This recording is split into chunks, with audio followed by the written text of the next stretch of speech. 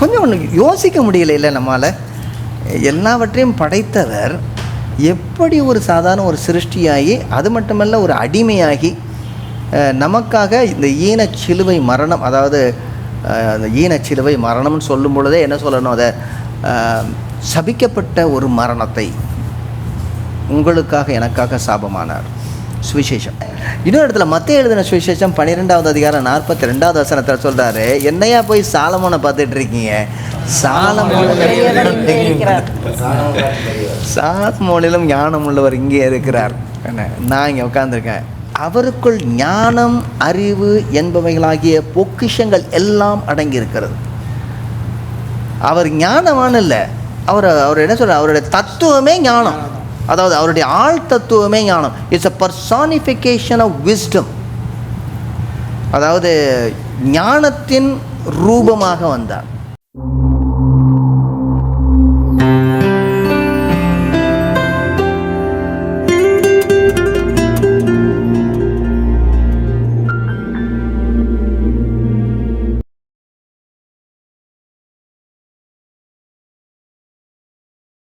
இது ஏக்தா நெட்வொர்க் வழங்கும் திருச்சபை அன்றும் என்றும் சால்வேஷன் டிவி நேயர்களே, உங்களை அன்போடு வாழ்த்தி வரவேற்கிறோம். வேத வசனத்தை நாம் ஆராய்ந்து பார்த்து கொண்டு இருக்கிறோம். ஒவ்வொரு வசனங்களாக, ஒவ்வொரு வார்த்தைகளாக பார்த்து கொண்டு இருக்கிறோம். விசேஷமாக பிலிப்பு என்பவர் எத்தியோப்பியாவுடைய மந்திரிக்கு சொன்ன அந்த சுவிசேஷத்தை, அதாவது அப்போஸ்தலர் நடவடிக்கைகள் 8வது அதிகாரத்தில் எடுத்து நேராக நம்ம இப்போ பழைய ஏற்பாட்டுக்கு போயிட்டோம். ஏசாயானுடைய புத்தகம் 52வது அதிகாரம் 13 முதல் பார்த்து கொண்டு இருக்கிறோம். பாடுபடும் தாசனுடைய பாடல்கள். போன நிகழ்ச்சியில் ரொம்ப அழகாக முடித்தோம். என்னென்னா, இயேசுவானவர் எப்படி அடிமையானார். கொஞ்சம் ஒன்று யோசிக்க முடியல இல்லை நம்மால். எல்லாவற்றையும் படைத்தவர் எப்படி ஒரு சாதாரண ஒரு சிருஷ்டியாகி, அது மட்டுமல்ல ஒரு அடிமையாகி, நமக்காக இந்த ஈனச்சிலுவை மரணம், அதாவது அந்த ஈனச்சிலுவை மரணம்னு சொல்லும் பொழுதே என்ன சொல்லணும், அதை சபிக்கப்பட்ட ஒரு மரணத்தை உங்களுக்காக எனக்காக சாபமானார். சுவிசேஷம்.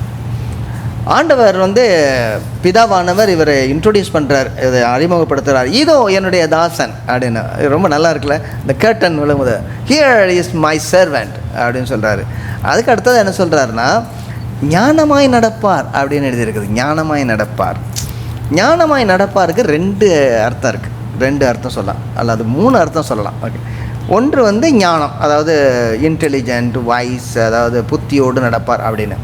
2வது அர்த்தம் என்ன, ஜெயம் அடைவார், வெற்றி பெறுவார் அப்படின்னு ஒரு அர்த்தம். 3வது அர்த்தம் என்ன, இது செழிப்படைவார். செழிப்புனாலே பயமாக இருக்கு எனக்கு. அதாவது செழிப்படைவார், அதாவது ஆசீர்வதிக்கப்படுவார், கர்த்தரால் ஆசீர்வதிக்கப்பட்டவர் அப்படின்னு சொல்லக்கூடிய 3 அர்த்தங்கள் இருக்கிறது. அதாவது ஷக்கேல் அப்படின்னு சொல்கிற வார்த்தைக்கு wise, prudent, understanding, as a king and teacher. ஒரு ராஜாவாகவும் ஒரு ரபியாக, அதாவது போதகராக அவர்களுக்கு இருக்கக்கூடிய ஞானம், அப்படி நடப்பார் என்று சொன்னோம். இன்னொன்று prosper and have a success. ஒரு என்ன சொல்கிறான், ஒரு படை தளபதி போல் அவருக்கு எல்லாவற்றிலும் வெற்றி கிடைக்கும், ஜெயம் கிடைக்கும். அடுத்ததாக ஒரு நல்ல ஒரு ஆண்டவரால் ஆசீர்வதிக்கப்பட்டவர் போல் அவர் எல்லாவற்றிலும் ஆசீர்வாதம் பெற்றிருப்பார். தாவீது மகா புத்திமானாய் நடக்கிறதை கண்டு சவுல் அவனுக்கு பயந்திருந்தான் அப்படின்னு 1 சாமுவேலுடைய புத்தகம் 18வது அதிகாரம் 15வது வசனம் அப்படின்னு சொல்கிறார். மகா புத்திமான் அப்படிங்கிற வார்த்தை இருக்குல்ல, அந்த வார்த்தை தான் இங்கே உபயோகப்படுத்தப்பட்டிருக்கு.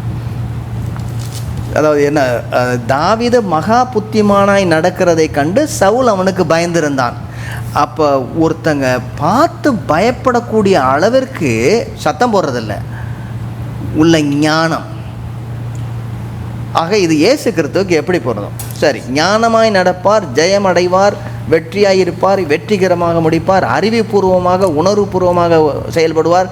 எத்தனை மனச்சோர்வுகள் வந்தாலும், இடர்பாடுகள் வந்தாலும், தோல்வி, ஏளனம், இழிச்சொற்கள் வந்தாலும், கொடுக்கப்பட்ட பணியை வெற்றிகரமாக கர்த்தருடைய சித்தத்தின்படி முடிக்கக்கூடிய ஞானம், எனவே உயர்த்தப்படுவார். சரி, இப்போ நீங்கள் சொல்லுங்கள், இயேசுவானவர் எப்படி ஞானம் உள்ளவராக பிதாவின் சித்தத்தை செய்து முடித்து முடிவிலே உயர்த்தப்பட்டார்? 40 நாள் அவர் சோதிக்கப்படும் பொழுது 40 நாள் சோதிக்கப்பட்ட போது அவர் வந்து பிசாசு வந்து வசனத்தை வச்சே பேசும் பொழுது வசனத்தை வச்சே பேசுறாரு. அவர் வந்துட்டு அதை வந்து செய்ய முடியும்னு அவர் நிரூபிக்கல. ஆனால் அதே நேரத்தில் வசனத்தை வச்சே ஆமாம், அதாவது சொல்லும் போது ஆண்டவர் நிறைய நேரத்தில் சொல்லுவார், புறாவை போல கபடற்றவர்களாகவும் பாம்பை போல வினாவில் ரொம்ப ஸ்ரௌடாக இருக்கணுங்கிறாரு. எனக்கு கற்களை அப்பமாக மாற்றி சாப்பிடும். இப்போ உனக்கு சாப்பாடு தானே வேணும். இந்த man shall live by faith alone அப்படின்ல, அந்த man shall live by bread alone, நீ அப்படி பண்ணு அப்படிங்கும்போது இல்லையா அப்படிங்கிற எல்லாவற்றையும் வசனத்தினாலே அவர் ஞானத்தோடு இது பண்ணுறாரு. சொல்லுங்க. 12 வயசுலேயே அவர் வந்து ஞானத்தோடு பேசுகிறாரு. 12 வயசுல கிட்டத்தட்ட 13 வயசுக்கு பின்பதாகத்தான், ஆமாம் 13 வருஷத்துக்கு பின்பதாகத்தான் பார் மித்ஸ்வான்னு சொல்லுவாங்க. அதாவது வேத பண்டிதரோடு கூட அவர்கள் படித்ததை விவாதிக்க வேண்டும். இவர் 12லே ஆரம்பித்தார். பாஸ்டர் இமானுவல் சொல்லுங்க. ராயனுக்கு வரி செலுத்துவது ராயனுக்கு வரி செலுத்தலாமா கூடாது, நாணயத்தை என்னிடத்துல கொடுங்கன்னு சொல்லிட்டு தேவனுக்குரியதை தேவனுக்கு செலுத்துங்கள், மனுஷனுக்குரியது மனுஷனுக்கு முடிச்சிருப்பாங்க. அப்போ காயின் எப்படி வெட்ட முடியும் அப்படின்னு. ஏன்னா ஒரு பக்கம் ராயனுடைய படம் இருக்கும், இன்னொரு பக்கம் தேவனுடைய படம் இருக்கும். ஒரு காயினை எங்கே வெட்டி கொடுக்குறது? அதாவது ஒரு காயினை காட்டுங்கன்னு சொல்லும் போது ஒரு பக்கம் வந்து ராயனுடைய படம், இன்னொரு பக்கம் தேவனுடைய படம் இருக்குது. ரெண்டையும் எங்கே வெட்ட முடியும்? சாதாரண ஒரு சப்பை மேட்டரை கொண்டாந்து பேசிகிட்டு இருக்கே அப்படிங்கிற மாதிரி திருப்பி அனுப்பிடுறாரு. அது ஒரு ரொம்ப பெரிய புத்திசாலியான ஒரு வார்த்தை. ஏன்னா எதை சொன்னாலும் எந்த பக்கம் சொன்னாலும் மாட்டிக்கிறோம். அதாவது ராயனுக்கு கொடுக்க வேண்டாம்னா உடனே அதாவது சிலுவை மரணம் ஒரு 3 வருஷத்துக்கு முன்னாடியே வந்திருக்கோம். ஆண்டவர் இயேசு கிறிஸ்து.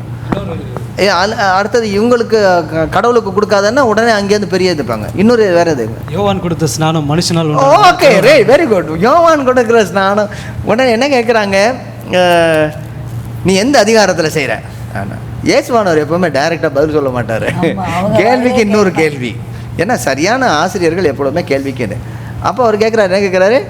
சரி, நான் சொல்கிறது இருக்கட்டுப்பா, நீ சொல்கிறது பார்த்தா யோவானுடைய. உடனே என்ன செய்கிறாங்க எல்லாரும், இந்த ஃபிலிமில் பார்க்கும்போது ரொம்ப இன்ட்ரெஸ்டாங்க. எல்லாரும் தனியாக போவாங்க. எப்படியா சொல்கிறது, இது மனுஷனால் ஆனிச்சுன்னா என் தெய்வத்தை நினச்சா வேண்டாம் தெரியாதுன்னு சொல்லிடுவோம் அப்படின்றாங்க. மனுஷன் இது என்ன சொன்னா, அவங்க கண்ணை எடுத்து அவங்க கையை எடுத்து அவங்க கண்ணை குத்துறது. ரொம்ப வெரி இன்டெலிஜென்ட், ரொம்ப ஞானமான வார்த்தை. வேற என்ன, வேற எங்கெல்லாம் ஞானத்தை குறித்து? தேவாலயத்தில் அவருடைய புத்தியை குறித்து அநேகர் ஆச்சரியப்பட்டார்கள். எல்லாரும் சொந்த ஊர்லேயே போய் அவர் பிரசங்கம் பண்ணதை பார்த்து இவர் இவங்களோட பிள்ளை எல்லாரும் ஆச்சரியப்படுறாங்க. இவருக்கு இங்கே இந்த ஞானம் வந்தது. என்ன என்னங்க, தச்சனுடைய குமாரன், இவருடைய சகோதரர்களாக நம்மோடு இருக்கிறாங்களே, இவர் எந்த பைபிள் காலேஜில் போய் படிச்சுட்டு வந்துட்டாரு திடீர்னு? அவருடைய ஞானத்தை பார்த்து எல்லாருமே சொல்கிறாங்க. வேற இதில் பிசாசனுடைய சோதனையை நீங்கள் குறித்து சொன்னீங்க. இன்னொரு இடத்துல மத்தேயு எழுதின சுவிசேஷம் 12வது அதிகாரம் 42வது வசனத்தில் சொல்கிறாரு, என்னையா போய் சாலமோனை பார்த்துட்டு இருக்கீங்க? சாலமோனிலும் ஞானம் உள்ளவர் இங்கே இருக்கிறார். நான் இங்கே உட்காந்துருக்கேன். அந்த சாலமோனை பார்க்குறதுக்கு வந்து ராஜேஸ்வரி வந்தால் எங்களுடைய நான் சொல்கிற ஞானத்தை உங்களால் கேட்க முடியல. வாய்ஸ் கிங், ஆமாம், வாய்ஸ் கிங்னாலே சாலமோன். அவருக்கே ஞானம் கொடுத்தவர். சரி, யோவான் எழுதின சுவிசேஷம் 2வது அதிகாரம் 24, 25வது வசனத்தை வாசிங்க. யோவான் எழுதின சுவிசேஷம் 2வது அதிகாரம் 24, 25வது வசனம். அப்படி இருந்தும் இயேசு எல்லாரையும் அறிந்திருந்தபடியால் அவர்களை நம்பி இணங்கவில்லை. மனுஷருக்குள் இருப்பதை அவர் அறிந்திருந்தபடியால் மனுஷரை குறித்து ஒருவரும் அவருக்கு சாட்சி கொடுக்க வேண்டியதா இருக்கவில்லை. ஆண்டவருடைய ஞானம் வந்து மேற்ப பார்க்கறது மட்டுமல்ல, மனசுல நினைக்கிறதையும் ஆண்டவர் கண்டுபிடிச்சிடுறாரு. சீஷர்கள் வந்து பின்னாடி வந்து நம்மள யார் பெரிய ஆளாக இருப்பான் அப்படின்னு சீட்டு போட்டுக்கிட்டு இருக்காங்க, துண்டு போட்டுக்கிட்டு இருக்காங்க. இதுக்கு அப்போ ஆண்டவர் கூப்பிட்டு, இங்கே முன்னாடி வா, என்ன நீ பேசிக்கிட்டு இருந்த அப்படின்னு கேட்குறாரு. இல்லையே, ஒன்றும் இல்லையே அப்படி வேடிக்கையாக இருக்குல்ல இந்த ஆளுங்களை பார்க்கும்போது. நாங்கள் ஒன்றும் பேசலையே அப்படின். இல்லை, யார் பெரிய ஆளுன்னு பேசிக்கிட்டு இருந்தே? இல்லை, இது எப்படி அவருக்கு தெரியும்? பின்னாலேயும் கண்ணு இருந்திருக்கு. அதுக்கு அடுத்தது வந்து கதிர்களை கொய்து சாப்பிடும் போது கூட இப்படி பேசிட்டு சாப்பிட்றாங்களே அப்படின்னு சொல்லிட்டு இருக்கும்போது உடனே எதையா. அப்புறம் வந்து ஆமாம், அப்புறம் இன்னொரு இதில் சொல்கிறாரு, எது எளிது, அதை எல்லாரும் பேசுகிறாங்க. என்னது இது, என்ன அது பாவத்தை மன்னிக்கிறது இவரால் எப்படி முடியும்? எது? உடனே அவருக்கு எல்லாமே தெரியுது. இல்லை, சர்வ ஞானி அவர், சர்வ ஞானி, எல்லாம் தெரியுது அவருக்கு. என்ன நடக்குது எல்லாம் அவருக்கு தெரியுது. சமாரிய ஸ்திரீகிட்ட பேசும் பொழுது எவ்வளோ ஞானத்தோட பேசுகிறாரு, எவ்வளோ. அதுக்கடுத்தது இன்னொரு இது இந்த பாவஸ்திரீ, அதாவது யோவான் எழுதின சுவிசேஷம் 8வது அதிகாரத்தில் பாவியான ஸ்திரீயை பிடிச்சிட்டு வந்துடுறாங்க. அப்போ என்ன ஞானத்தோடு அவர் தீர்ப்பு சொல்கிறாரு? அழகா எழுத ஆரம்பிச்சிடறாரு. கீழே உட்காந்து எழுத ஆரம்பிக்கிறாரு. என்ன எல்லாரும் கேட்டுக்கிட்டு இருக்கான். உடனே என்ன சொல்லியிருப்பாரு? என்ன சொன்னார்? உங்கள் பாவம் இல்லாதவன் முதல்ல கல்லெறியன் தானே, சரி எழிஞ்சிட்டு போ. கடைசியில் அவரும் சொல்கிறாரு, நானும் உன்னை வந்து தண்டிக்கிறேன், நானும் நியாயம் தீர்க்கல, நீ வந்து பாவம் செய்யாதுன்னு. எவ்வளோ ரொம்ப அழகாக முடிக்கிறாரு. எந்த அதிகாரத்தினாலே செய்கிறீர்கள் என்று கேட்டால், நீங்கள் சொன்னது அதான் யோவான் தன்னுடையது, ராயனுக்கு வரி செலுத்தலாமா, அது நான் வச்சுருக்கேன், தேவனுக்கு கொடுத்துறேன். மார்க் எழுதின சுவிசேஷத்தை நீங்கள் சொல்கிறது, அதாவது தச்சனுடைய மகன் அல்லவா, இவருக்கு எப்படி கிடைச்சது அப்படின்னு. இன்னொரு இடத்துல மார்க் எழுதின சுவிசேஷம் 10வது அதிகாரம் 2வது வசனத்தில் பார்த்தீங்கன்னா, அவரை சோதிக்க வேண்டும் என்று ஒரு கேள்வி கேட்குறாங்க. ரொம்ப இன்ட்ரெஸ்டிங்காக இருக்குல்ல. அவரை சோதிக்க வேண்டும் என்று அவர் எவ்வளோ தூரம் ஆழம் பார்க்குறதுக்காக பார்க்குறாங்க. என்ன பார்க்குறாங்க? மனைவியை தள்ளி விடுவது நியாயமா அப்படின்னு ஒரு ஜென்ரல் கொஸ்டின் மாதிரி தெரியுது. இதில் ஒரு சுருக்கு இருக்குது. என்னென்னா, போட்ட நியாயப்பிரமாணத்தையும் உயிர்த்தெழுதலையும் இது பண்ணுறாரு. இல்லை அதில் என்ன சுருக்கு இருக்குன்னா, இவங்க வந்து அவருக்கு கண்ணி வெடி வைக்கிறாங்க. அது கண்ணி வெடியை திருப்பி அவருக்கே கொடுக்குறாங்க. என்ன சொன்னால், அவங்க கேட்ட இடம் எதுன்னா, அது ஏரோதனுடைய இடம். ஏரோது தன்னுடைய அண்ணன் மனைவியை வச்சுட்டு உட்காந்துருக்காரு. இப்போ இவர் ஏதாவது சொல்லிட்டா உடனே ஏரோது பாஞ்சு எமர்ஜென்சியில் உள்ளதுக்கு போட்டுருவார், என்கவுண்டரில் மாட்டிடுவார், என்கவுண்டரில் போட்டுருவார். அதை இவரை வருது சூழ்ச்சியாக வந்து இந்த கொஸ்டினை கேட்குறாங்க. ரொம்ப அழகாக ஆதியாகமத்திலேருந்து ரொம்ப அழகாக எடுத்து மனைவியை தள்ளி விடுவது எவ்வளோ பெரிய பாவம்னு சொல்லி ரொம்ப அழகாக முடிக்கிறார். அவர் தான் சொல்ல. அப்புறம் என்ன சொன்னார்? நீங்கள் முகத்தாட்சியம் இல்லாமல் சொல்லுகிறீர்கள் எல்லாம் அப்படின்னு சொல்லிட்டு தன்னை பெரிதாக்க வேண்டும் என்று, எனக்கு அயலான் யார் அப்படின்னு ஒரு கேள்வி கேட்கும்போது உடனே ஒரு பெரிய அழகான கதையை சொல்கிறாரு. அதாவது ரசிக்கப்படுவதற்கு என்ன செய்யணும், அதுக்கு அடுத்தது நீ போய் அடுத்த ஆள் நேசி, அப்போ நான் என்னுடைய அயலான் யார். ஒரு அருமையான கதை, குட் சமாரிட்டன் ஸ்டோரி. எவ்வளோ அழகாக சொல்கிறாருன்னா,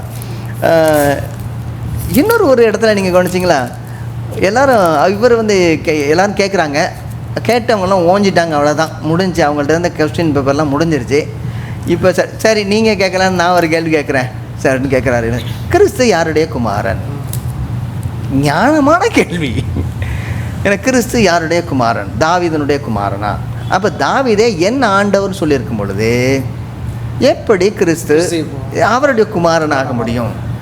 எல்லாம் தலையை சொரிஞ்சிக்கிட்டு பார்த்தேன். அதன் பின்பு தயவுசெய்து வாருங்களேன், மார்க் எழுதின சுவிசேஷம் 12வது அதிகாரம் 34வது வசனம்.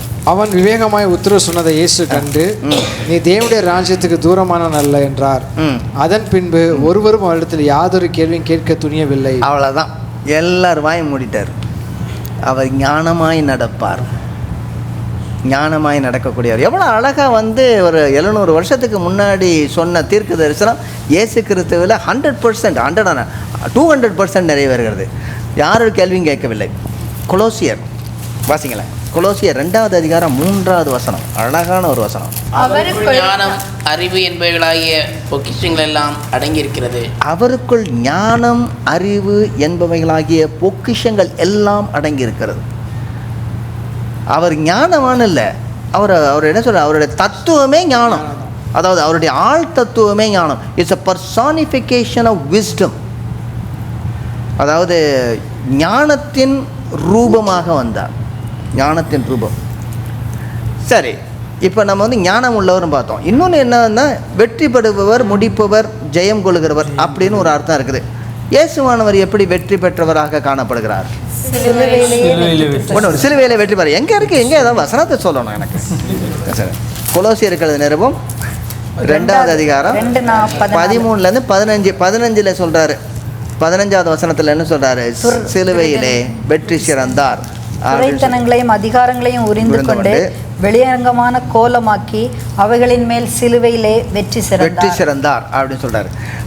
2 கொரிந்தியர் 2வது அதிகாரம் 11வது வசனத்தில் என்ன சொல்கிறாருன்னா, பவுலடியார் எங்களை எப்பொழுதும் வெற்றி சிறக்க பண்ணுகிறார், கிறிஸ்துவுக்குள் எங்களை எப்பொழுதும் எங்களை வெற்றி சிறக்க பண்ணுகிற தேவன் அப்படின்னு சொல்லி கொண்டு வர்றாரு. பிதாவின் சித்தத்தை செய்து முடிப்பதே என்னுடைய போஜனம். அப்போ வந்து கடைசியில் முடிக்கக்கூடியது. இந்த அவர் சொன்ன 7 வார்த்தைகளில் ஒரு வார்த்தை முடிந்தது அப்படின்னு. அப்படி என்ன முடிந்தது அப்படின்னா முடிந்ததுன்னு நமக்கு வந்து இந்த குட் ஃப்ரைடே வரும்பொழுது அப்பா இன்னும் ஒரே ஒரு பிரசங்கம் தான் பாக்கி, அப்பா முடிய போகுது. சில பேர் சொல்லுவாங்கள்ல, நான் கடைசியாக சொல்கிறேன் அப்படி சொல்லும்போது எல்லாரும் அப்பா கடைசியாக முடிச்சிட்டாரியா அப்படின்னு எல்லாம் ஒரு பெருமூச்சு வருவேன். நான் கடைசியாக இன்னொரு வசனத்தை வாசிக்கிறேன், நான் இன்னும் முடிக்கலையா அப்படின்னு. ஓகே, என்ன முடிக்கிறேன்? அந்த வார்த்தைக்கு பேர் என்ன? டெட்டலஸ்டாய் அப்படிங்கிற வார்த்தை. டெட்டலஸ்டாய் அப்படின்னா என்ன அர்த்தம்?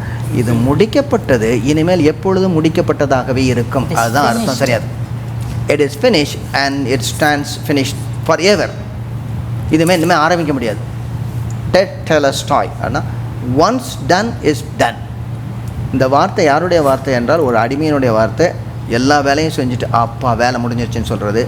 அல்லது ஒரு ஓவியனுடைய வார்த்தை, எல்லாத்தையும் செஞ்சுட்டு இந்த கண்ணு மட்டும் கடைசியாக போடுவாங்க, கண்ணு திறப்பாங்கன்னு, அது செய்கிறது. அல்லது ஒரு போர் வீரனுடைய ஒரு வார்த்தை, எல்லாரையும் அழித்து கடைசியாக இருந்த சக்கரத்தையும் கொளுத்து விட்டு அதற்கு பின்பதாக சொல்வது. அதற்கடுத்தாக ஒரு வியாபாரியின் வார்த்தை, எல்லா கடனையும் கழிச்சிட்டு அந்த சீட்டை கிழிச்சு போடுவாங்கல்ல, அப்பா கடன் முடிஞ்சிருச்சு அப்படின்னு சொல்லி அந்த வார்த்தை.